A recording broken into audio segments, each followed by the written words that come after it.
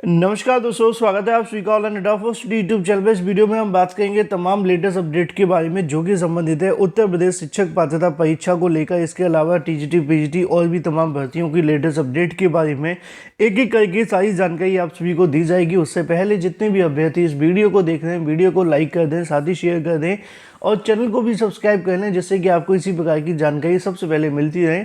तो चलिए दोस्तों, वीडियो शुरू करते हैं। लाइक और शेयर आप सभी ने कर दिया होगा।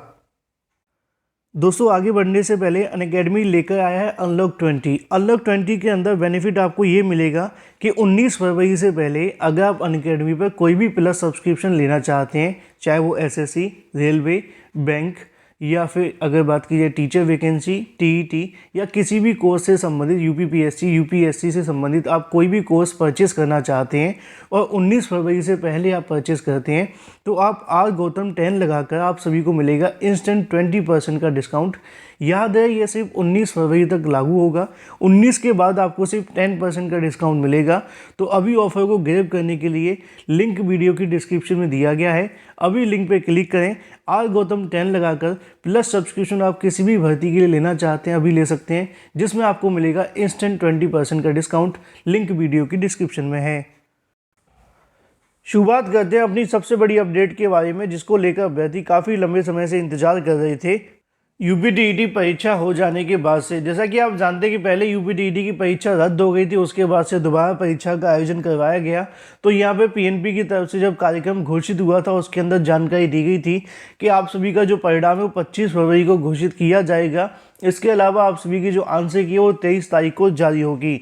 लेकिन अभी भी छात्रों के मन में सवाल था कि क्या निर्धारित समय के ऊपर आपका परिणाम जारी हो पाएगा। मैंने आप सभी के लिए कल परसों एक वीडियो बनाकर परसों रात को एक वीडियो डाला था, इसमें आपको जानकारी दी थी कि परीक्षा नियामक प्राधिकारी के माध्यम से जानकारी मिल रही है कि 2 से 3 दिनों के अंदर संशोधित आंसर की को लेकर जो अंतिम फैसला है वो ले लिया जाएगा और ज़्यादा संभावना है कि निर्धारित समय के ऊपर आप सभी का जो परिणाम है वो यहाँ से जारी कर दी जाए। उसी को लेकर सचिव परीक्षा नियामक प्राधिकारी के माध्यम से एक बड़ी अपडेट निकल कर आ रही है यूपीटीईटी छात्रों के लिए।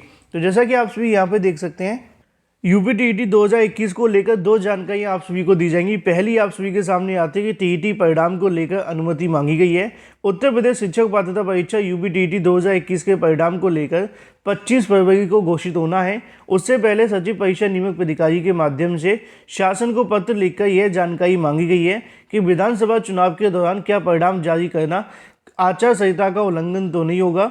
हालांकि आप जानते हैं कि यूपीटीईटी का जो नोटिफिकेशन जारी हुआ था वो चुनावी आचार संहिता लगने से पहले जारी हुआ था, और जो काम चुनावी आचार संहिता से पहले शुरू हो जाता है उसके अंदर आचार संहिता का ज़्यादा प्रभाव नहीं पड़ता है। लेकिन फिर भी इस मुद्दे को लेकर परीक्षा नियामक प्राधिकारी के माध्यम से यहाँ से सलाह मशवरा मांगा गया है शासन की तरफ से कि क्या वो परिणाम 25 फरवरी को घोषित कर सकते हैं। अगर शासन मंजूरी दे दे तो ठीक, नहीं तो परीक्षा नियामक बंद करके घर बैठ जाएंगी। वैसे आप सभी को बता दूं कि आपका परिणाम कब जारी होना, साथ में आंसर की कब जारी होगी, उसको लेकर दोस्तों यहाँ पे आप सभी को देखने के लिए मिल जाएगा कि 23 तारीख को जारी की जाएगी आपकी संशोधित आंसर की। ज़्यादा संभावना है कि 23 या 24 को जारी हो, क्योंकि संभावना बताई जा रही थी कि एक दिन आगे बढ़ सकती है आंसर की, लेकिन परिणाम आपका 25 को ही जारी होगा। उत्तर प्रदेश शिक्षक पात्रता परीक्षा यूपीटीईटी संशोधित आंसर की को लेकर 23 फरवरी को जारी की जाएगी। शासन ने अनुसचिव से जानकारी मांगी है कि 22 तारीख को जारी समय सारणी के मुताबिक प्राप्त आपत्तियों के आधार पर विषय विशेषज्ञ कमेटी का गठन किया गया था, जो कि 21 तारीख तक यहाँ से निस्तारण कर लिया जाएगा। मैंने आपको पहले ही बताया था कि 2 से 3 दिनों के अंदर ये कार्य खत्म हो जाएगा, मतलब कि परसों आप सभी का निस्तारण होगा और निस्तारण होने के बाद में अंतिम मोहर लगेगी आंसर की को लेकर, और जैसे ही अंतिम मोहर लगती है उसके बाद में संशोधित आंसर की आपको ऑफिशियल वेबसाइट पे देखने के लिए मिल जाएगी। मतलब कि 21 तारीख को यहाँ से जो अंतिम है वो निस्तारण कर लिया जाएगा। 22 को बैठक होगी, किन किन क्वेश्चन और मोहर लगती है, और उसके बाद में संशोधित आंसर की 22 या 23 को जारी करने की बिल्कुल तैयारियां आप सभी के सामने हो सकती हैं। तो ये बात हो जाती है आप सभी की आंसर की को लेकर।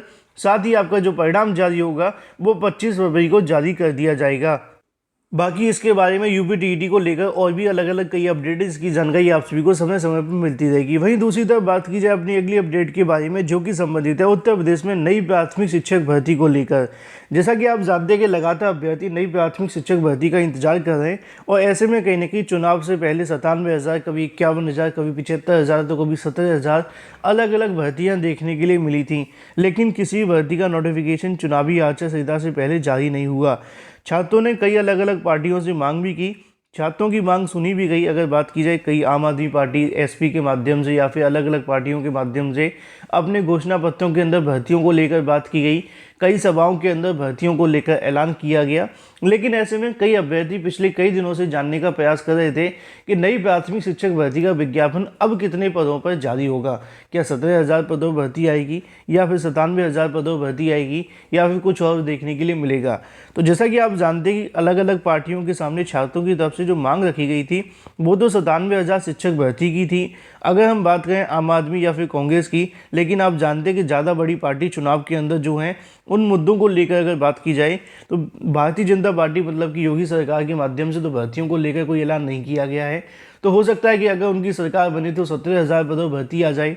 बाकी अगर एसपी की सरकार बनती है वो कितने पदों पर भर्ती देंगे ये भी देखना दिलचस्प होगा, क्योंकि उन्होंने अपनी कई सभाओं के अंदर नई प्राथमिक शिक्षक भर्ती को लेकर घोषणा तो की है, लेकिन पदों की संख्या के बारे में उन्होंने कुछ भी नहीं कहा।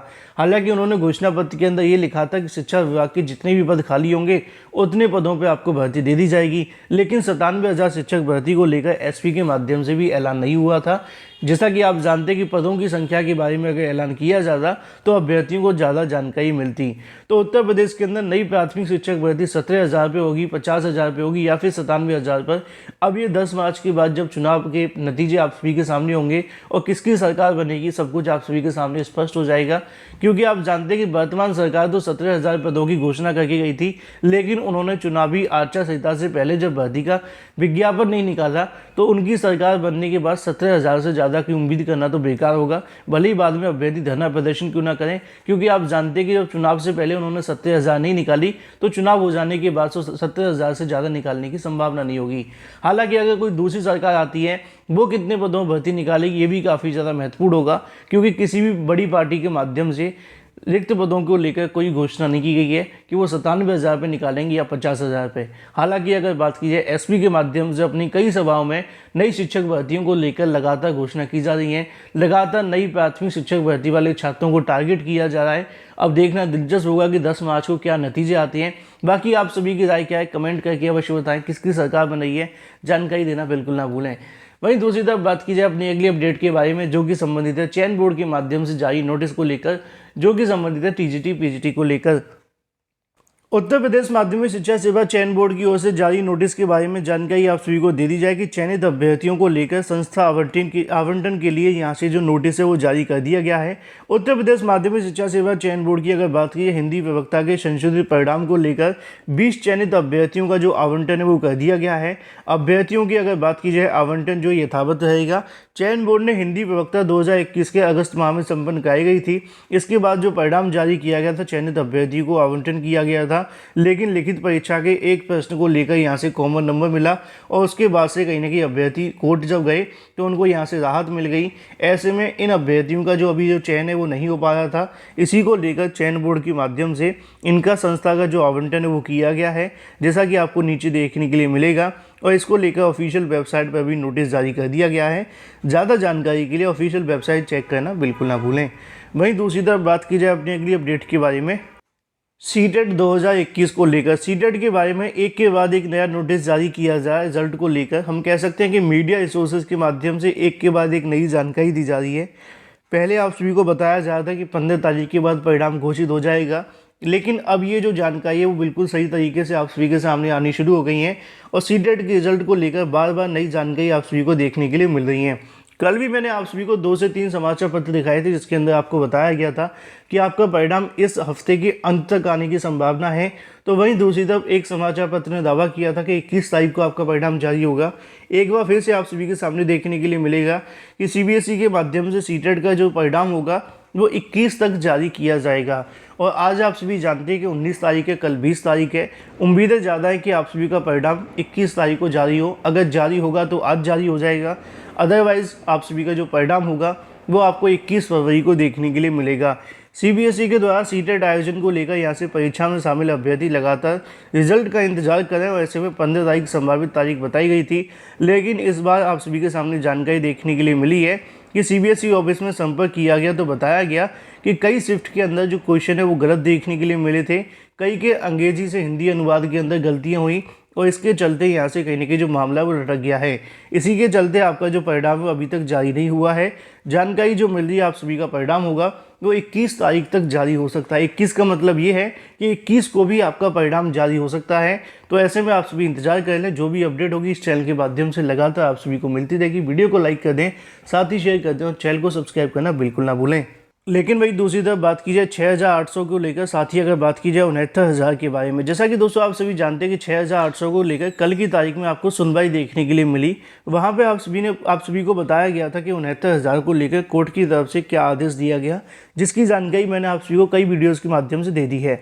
लेकिन ऐसे में अगर बात की जाए फाइनल ऑर्डर के बारे में, तो यहाँ से जानकारी मिल गई है कि कोर्ट के माध्यम से आप सभी का जो फाइनल ऑर्डर जारी किया जाएगा उसको लेकर यहाँ से बताया जा रहा है कि यूपीटी 69,000 शिक्षक भर्ती का जो अंतिम फैसला होगा कोर्ट के माध्यम से 22 मार्च 2022 को किया जाएगा। हालांकि ये जो अंतिम फैसला था वो कल हो जाना था, लेकिन नहीं हो पाया। अब ऐसे में जानकारी मिल रही है कि आप सभी का जो फैसला होगा वो आपको देखने के लिए मिलेगा 22 मार्च 2022 को। इसके अलावा कोर्ट के माध्यम से की गई एक महत्वपूर्ण टिप्पणी आपको देखने के लिए मिलेगी। जैसा कि आप सभी यहाँ से देख सकते हैं कि हिजाब का इस्लाम अनिवार्य अंग नहीं है, ऐसा कर्नाटक हाई कोर्ट के माध्यम से कहा गया है। जैसा कि आप सभी जानते हैं इस मुद्दे को लेकर लगातार बहुत सारी अलग अलग चीज़ें देखने के लिए मिल रही हैं। एडवोकेट जनरल के माध्यम से इस मुद्दे को लेकर यहाँ हाई कोर्ट के अंदर रखा गया, उसी को लेकर कर्नाटक हाई कोर्ट की तरफ से ये जो टिप्पणी है वो आप सभी के सामने देखने के लिए मिलती है। हालांकि आप सभी जानते हैं कि अलग अलग जो मामले बहुत सारे लटके हुए हैं, भर्तियों को लेकर मीडिया के पास समय नहीं है, अलग अलग मामले चलते रहते हैं, लेकिन इस प्रकार के जो मामले वो काफ़ी तेज़ी से वायरल भी हो जाते हैं। बाकी इसके बारे में आपकी कोई राय है तो कमेंट करके बता सकते हैं। वीडियो को लाइक कर दें, साथ ही शेयर कर दें और चैनल को सब्सक्राइब करना बिल्कुल ना भूलें।